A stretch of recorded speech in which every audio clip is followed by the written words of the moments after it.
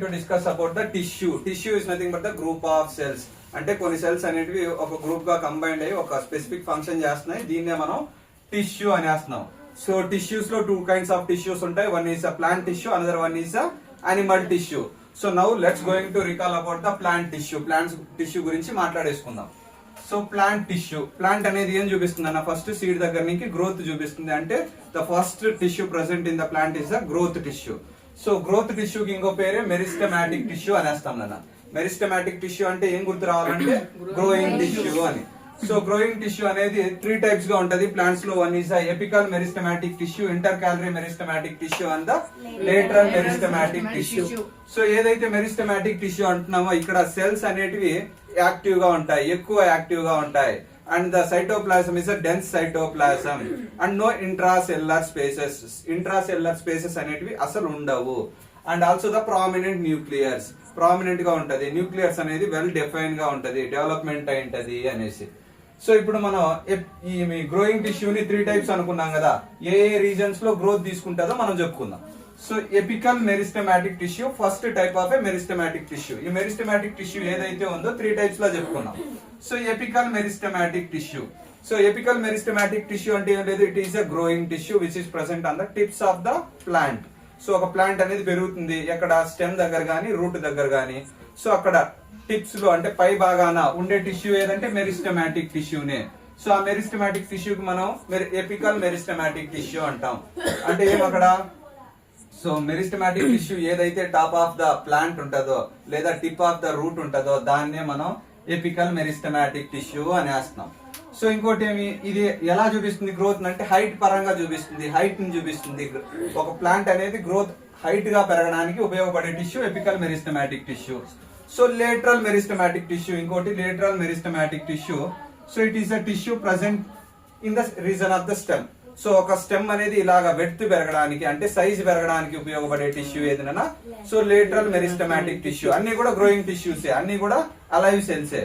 So ఇక్కడ ఇంకోటి intercalary meristematic tissue అనేస్తాం. It is also a meristematic tissue which is present in the inner between the apical and the lateral, రెండిటికి మధ్యలో ఉంటది. So ఒక node ఉంటది, node దగ్గర నుంచి చిగురు వచ్చేసి మనకి కొత్తగా బ్రాంచెస్ లీవ్స్ గాని వస్తాయి కదా. సో ఆ రావడానికి కారణమయ్యే గ్రోత్ యొక్క టిష్యూ ఏదంటే meristematic tissue. It is a inter calorie meristematic tissue. So ఇప్పుడు మనం తెలుసు ప్లాంట్ అనేది గ్రో అవుతూనే ఉంది. సో గ్రోత్ అనేది ఇప్పుడు సపోజ్ ఒక చోట నుంచి పై వరకు వెళ్ళిపోతుంటుంది. So what happens, the lower regions already taken the so growth cells. So ఇప్పుడు దీన్ని ఈ మెరిస్టమాటిక్ టిష్యూ ఏదైతే ఉందో ఆఫ్టర్ సమ్ డేస్ ఆర్ ఒక ప్రాసెస్ అయిపోయిన తర్వాత ఈ సెల్స్ అన్ని ఒక స్పెసిఫిక్ ఫంక్షన్ ని తీసుకుంటాయి. పర్మనెంట్ గా షేప్ వచ్చేస్తుంది, పర్మనెంట్ ఫంక్షన్ తీసుకొని వర్క్ చేస్తాయి. దాన్నే మనం పర్మనెంట్ టిష్యూ అనేస్తాం, పర్మనెంట్ టిష్యూ అనేస్తాం.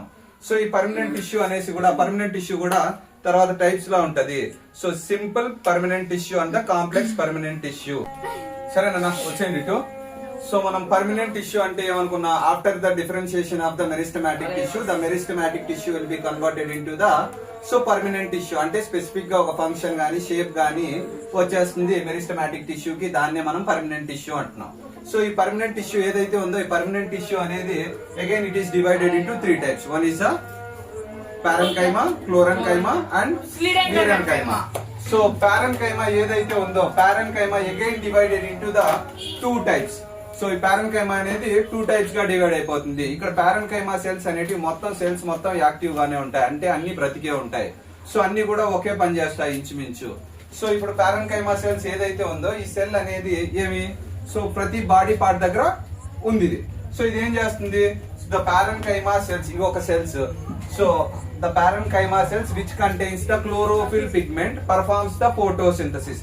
It is nothing but the chlorenchyma. అంటే ఈ పారెన్కైమా సెల్స్ అనేటివి సో క్లోరెన్కైమా అంటే క్లోరోఫిల్ అనే పిగ్మెంట్ ని కలిగి ఉండడం వల్ల సో క్లోరెన్కైమా అనేస్తున్నాము. ఇవి కూడా బ్రతికున్న సెల్సే. ఇవి ఫోటోసింథసిస్ ని చేసుకుంటాయి అండ్ ఫుడ్ ని ప్రిపేర్ చేసుకుంటాయి. ఓకేనా, సో అందుకోసమే దీన్ని మనం సో క్లోరెన్కైమా అన్నాం. So another one kind of a parenchyma cells it is called as aerenchyma. ఈ పారెన్కైమాని ఇంకోలా పిలుచుకుంటాము, దాన్ని ఏరెన్కైమా అనేస్తాం. అంటే ఏం మనం సో ఇక్కడ ఇంట్రాసెల్యులర్ స్పేసెస్ అనేసి 2 ఇంట్రాసెల్యులర్ స్పేసెస్ ఉంటాయి. అంటే సెల్ కి మధ్యలో స్పేస్ ఉంటది. It is called as intracellular spaces. ఎందుకు, group of cells are formed as a tissue కదా ఇక్కడ. సో ఒక గ్రూప్ గా ఫామ్ అయినప్పుడు మధ్యలో స్పేస్ ఉంటుంది, దాన్నే మనం intra cellular space అనేస్తాం.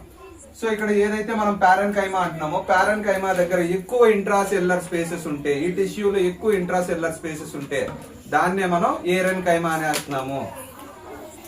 So example అందుకోసమే మనం లోటస్ యొక్క లీవ్స్ గాని చూస్తే సో ఫ్లోట్ అవుతుంటాయి, వాటర్ మీద ఫ్లోట్ అవుతుంటాయి. ఎందుకోసం? సో ఎంటీ స్పేసెస్ ఉన్నాయి కదా, ఎంటీ స్పేసెస్ ని ఎయిర్ ఆక్యుపై చేస్తుంది.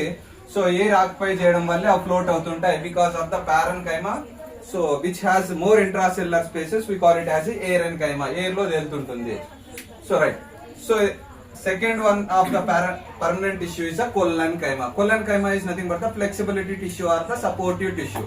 So it gives the support to the plant or flexibility to the plants. So మనం చూసుకుంటే ప్లాంట్స్ అనేటివి ఎయిర్ వచ్చినప్పుడు బెండ్ అయ్యి అటు ఇటు సో డాన్స్ ఆడేస్తుంటాయి. ఆడినప్పుడు ఏమైతుంది? సో అవి విరిగిపోకుండా ఒక టిష్యూ అనేది కొన్ని సెల్స్ అనేటివి దానికి స్పెసిఫిక్ గా స్ట్రాంగ్నెస్ ని ప్రొవైడ్ చేస్తాయి.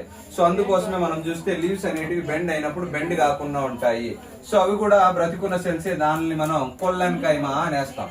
అంటే the tissues or the cells which are present in the collenchyma tissue is called as a collenchyma cells. ఓకేనా? సో థర్డ్ అది స్క్లీడెన్కైమా. స్క్లీడెన్కైమా ఇంతవరకు మనం మాట్లాడుకున్నది బ్రతికున్న సెల్స్, ఈ రెండు దానిలోనూ బ్రతికుంటాయి సెల్స్. సో ఇంకోటి ఉంది ఇక్కడ sclerenchyma, it is contains the dead cells. Dead cells ఉన్నాయి, సో సెల్స్ అనేటివి మొత్తం చనిపోయినాయి. సో ఇక్కడ దీని వల్ల ఏమంటే they are made up of the dead cells, చనిపోయిన సెల్స్ తో తయారవుతుంది. And have no intracellular spaces, దీని లోపల ఇంట్రా సెల్యులర్ స్పేసెస్ లేవు. అంటే సెల్ కి మధ్యలో సో గ్యాప్ అనేది లేదు. అప్పుడేమి సెల్ అనేది టిష్యూ అనేది స్ట్రాంగ్ గా ఫామ్ అవుతుంది. సో అందుకోసమే మనం చూస్తే example husk of the coconut గానీ లేదా నట్స్ గానీ సో మనం ముట్టుకుంటున్నట్టే గట్టిగా ఉంటాయి, లేదా సీడ్ యొక్క కోటింగ్ కూడా గట్టిగా ఉండడానికి కారణమైన టిష్యూ ఏదైనా అంటే so it is nothing but the స్క్లీడెన్